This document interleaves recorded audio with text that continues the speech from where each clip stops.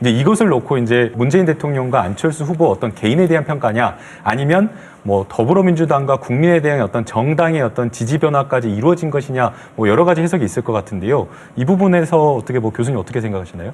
예. 이번에 더불어민주당이 얻은 60%가 온전히 민주당이냐? 이미 이제 30%는 아닐 수 있는데 더 나아가서, 그러니까 심상정 후보가 호남에서 얻은 지지를 보면 다른 지역 평균보다 못합니다. 오히려요? 언뜻 보면 호남이 진보적이지 않은 도시가 동네 같아요. 그러니까 평균이 6점 몇 %가 나왔는데 호남에서만 4% 정도가 나왔어요.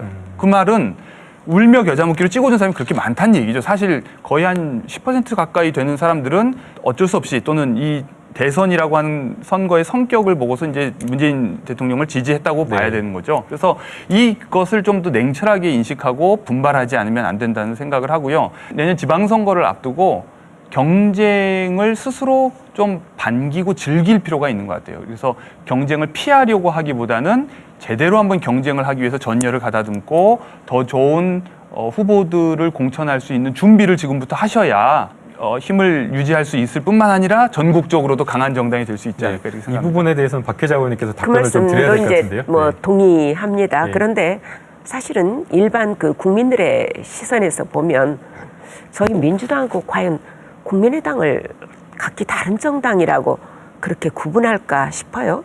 실제 국민의당이 출연한 것은 뭐 불과 1년밖에 안 된 것이 사실이고요.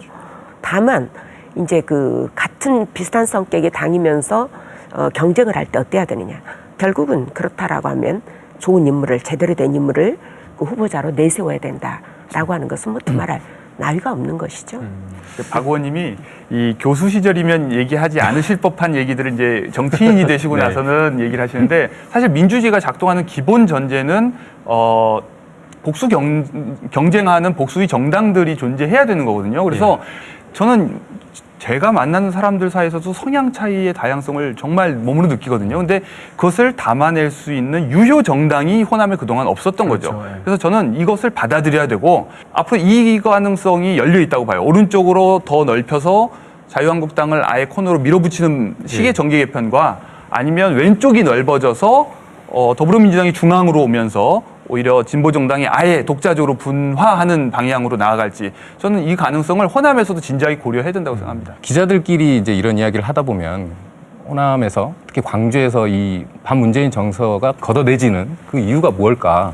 저희가 좀 주목했던 거는 그 김정숙 여사의 호남특보 역할들. 김 여사께서 계속 한 번 간 곳을 또 가고, 처음 갔을 때 욕 한 번 먹으면 두 번 가서는 좀 더 호남의 어떤 그 바닥 민심은 조금씩 특유의 어떤 정무나 정서 같은 게 또 남아 있거든요. 그래서 사실 이제 그런 부분에서 저는 일정 정도 좀 걷어내진 부분이 분명히 개인적으로 있다고 생각을 하고, 그다음 당의 어떤 뭐 정체성에 대한 이야기보다는 제가 현장에서 느끼는 당의 어떤 선거 전략, 당의 어떤 능력, 이런 부분에 대해서 저는 좀 이제 두 당이 좀 비교가 됐던 게, 실제로 그 문재인 후보가 금남로 와서 유세를 할 때 저는 그때 좀 깜짝 놀랐는데, 문재인 후보가 카메라를 응시하면서 양손에 엄지척을 합니다. 근데 그게 상대적으로 일반 유권자들한테는 되게 그 어떤 지지의 어떤 분위기, 이런 것들 되게 그 크게 보여줬을 거라고 생각해요. 사실 이런 것들은 되게 전략적인 어떤 당내 어떤 선거 운동이거든요. 그리고 또 하나 주목했던 거는, 기존에는 어떤 선거 유세 차량 내에서 되게 그 단선의 어떤 이동 동선에서 연설만 하잖아요.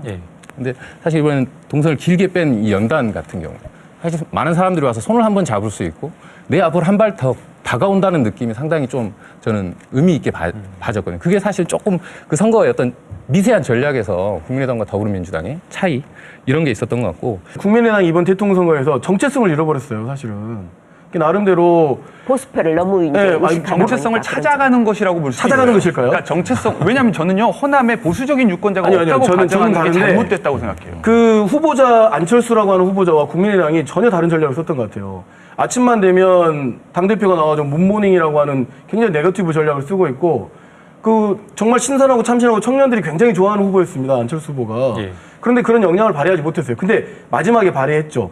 배낭 메고 걸으면서 얼마나 시민들과 국민들이 그래 저게 진짜 안철수의 모습이야라고 하는 것들을 드러냈는데, 이게 무슨 이야기냐면, 당과 후보가 나름대로 선거 전략을 짜면서 호남 민심뿐만 아니라 선거 전략 자체 합치를 이루지 못한 거예요. 그러니까 저는 가장 국민의당이 아쉬운 게, 지난 총선에서도 지역 내에서 좀 비판을 받았던 이유가, 새 정치를 하겠다고 분당을 했는데 결국 이제 기존 정치인들이 이제 다시 그 자리를 메꿨던 거에 대한 불만, 그런 측면에서 이번 대선에서 안철수 후보 국민의당이 가장 좀 뼈아프게 봐야 될 것은 결국 이제 어떤 인물들을 영입할 것이냐, 그런 인물을 통해서 우리가 하고 싶은 새 정치가 무엇이냐를 보여줘야 하는데 그런 부분이 좀 아쉬웠던 것 같고, 그래서 아까 공 교수님께서 얘기하셨듯이 사실 이제 앞으로 이런 경쟁 체제에서는 나의 이야기를 대변해 줄 수 있는 사람이 그 당에 있느냐 없느냐가 상당히 그 유권자들 표심을 자극할 수 있다는 거죠.